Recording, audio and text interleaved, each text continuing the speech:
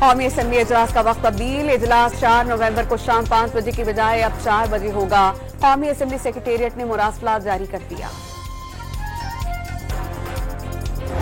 लाहौर में इस मौके 22 प्राइमरी तक तमाम स्कूल्स एक हफ्ते तक के लिए बंद। नोटिफिकेशन जारी। शहरियों से मास्क पहनने और दरवाजे और खिड़कियां बंद रखने की अपील।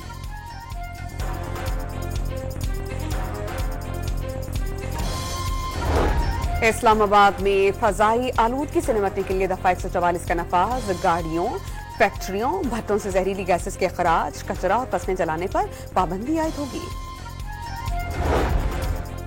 इंतजार हुसैन पंजोता को अहले खाना के हवाले कर दिया गया। बानी पीटिया के वकील को अटक पुलिस ने अगवाकारों से बाजियाब करवाया था। Federal investigation agency Gujranwala zone की बड़ी कार्रवाई। लीबिया कश्ती हादसे में मुलव्विस इश्तिहारी मुलजिम बशीर अहमद को गिरफ्तार कर लिया। मुलजिम का नाम रेड बुक में शामिल था।